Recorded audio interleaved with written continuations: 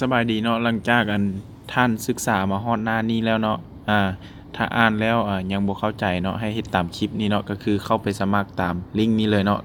ติ๊กเข้าตามลิงก์นี้เลยเนาะนี่เลยเนาะแล้วมันจะมาหน้านี้เนาะตัวถึงแม่นชื่อของผู้ที่แนะนำท่านเนาะบ่ต้องไปสนใจเนาะให้ใส่ข้อมูลอยู่นี่เนาะสมมุติว่าชื่อท่านชื่อซุกซะคือค่อยเนาะชื่อซุกเลือกเพศเนาะเพศชายเนาะแล้ววันเดือนปีเกิดเนาะติ๊กเข้ามานี่เนาะหน้าตัวนี้จะบ่คือกันเนาะแต่ละโทรศัพท์เนาะสมมุติว่าคือของค่อยเนาะตัวนี้มันเป็นปี2018เนาะค่อยอยากเปลี่ยนปีเนาะค่อยติ๊กใส่ปีแล้วก็เลื่อนลงมาเนาะซอกปีค่อยคือ1993เนาะนี่เราค่อยเกิดวันที่5เนาะก็ของเดือน4เนาะสมมุติว่ากันยาตุลาธันวาเนาะอันนี้เดือน1เดือน2เดือน3เดือน4เดือน4วันที่5เนาะกระติกใส่นี้เลยเนาะที่5เมษายนเนาะแล้วก็บีบตั้งค่าเลยเนาะก็ถือว่าโอเคเนาะวันที่5เดือน4ปี94ซ้ำเอาเปลี่ยนปีใหม่เนาะจังซี่เนาะตกลงเนาะเป็นวันที่5เดือน4ปี93เนาะใช้เบอร์มือถือเบอร์ที่จะติดต่อเฮาได้เนาะ020เนาะ78443304เนาะเบอร์ข้าพเจ้ามีหยังก็ติดต่อได้เนาะรหัสผ่านเอาตัวง่ายๆเลยก็ได้เนาะ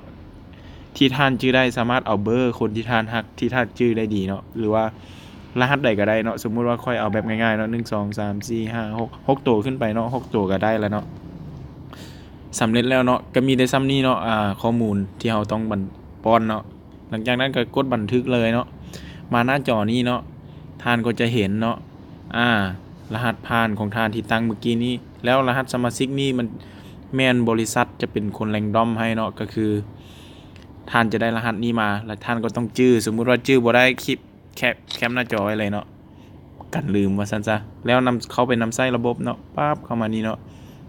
หลังจากได้ระบบมาแล้วเฮาก็เข้าระบบด้วยเมื่อกี้นี่เนาะลืมซ้ำเด้นี่รหัสเป็นหยังเนาะขอเบิ่งก่อนแป๊บนึงรหัสคอลเมนต์16433เนาะรหัสสมาชิกเฮาก็เอา16433มาป้อนใส่นี่เลยเนาะบนเก่าเมื่อกี้ไปใส่แล้วเนาะนี่เนาะ16433เนาะรหัสผ่านค่อย12345 6เนาะแล้วตัวรูปนี้เอา copy เอาตัวนี้เลยcopy เอาโค้ดตัวนี้เลยคัดลอกเนาะแล้วมาวางบนเก่าบนรูปนี้เนาะหรือของไผที่ copy บ่ได้ก็สามารถเขียนใส่เนาะเขียนนี่เนาะรหัสตัวนี้ลงมารูปนี้แล้วก็จะได้เนาะล็อกอินเข้าไปเลยมันจะได้นี่เนาะจะได้หน้าตาแบบสิแล้วสมมุติว่าอยากเอาแอปขึ้นหน้าจอวันนี้นะท่านมีบัญชีแล้วเนาะท่านจะเอาแอปขึ้นหน้าจอติ๊กใส่บน3ขีดนี้เลยเนาะสมมุติว่ามาหน้านี้แล้วให้เราเปิดด้วยแอปอื่นเนาะก็คือตัวนี้เปิดด้วยแอป LINE เนาะมันจะเพิ่มเข้าเดสก์ท็อปเฮาบ่ได้เนาะเพิ่มเข้าหน้าจอเฮาบ่ได้เฮาต้องเปิดด้วย Google Chrome เนาะก็คือมาเปิดด้วย Chrome นี้ติ๊กเข้าไปเนาะมาหน้า Google Chrome มันจะเป็นแบบนี้เนาะให้ติ๊กใส่บนนี้บน3ขีดนี้เนาะบน3จ้ำว่าซั่นซะแล้วเลื่อนลงมาเนาะคันของไผเป็นภาษาไทยตัว add to home screen นี้เนาะมันจะเป็นการว่าเขียนใส่ว่าเพิ่มใส่หน้าจอหลักเนาะประมาณนี้เนาะแล้วเฮาก็ติ๊กใส่เลยเนาะติ๊กเข้าไปเลยนี่เนาะแล้วก็ให้กด add อย่างเดียวเนาะกดเข้าไปปุ๊บนี่มันจะบอกว่าท่านเพิ่มใส่หน้าจอหลักแล้วมีท็อปอัพเนาะแล้วเฮาก็กดปุ่มโฮมเลยเนาะมาซอกเบิ่งว่าแอปเฮามาหรือบ่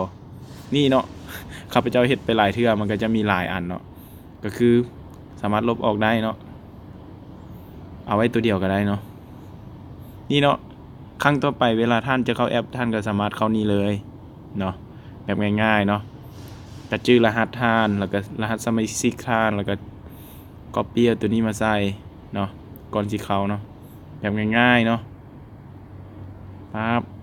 ล็อกอินเลยเนาะสำเร็จเนาะก็มีได้เท่านี้เนาะขอบใจ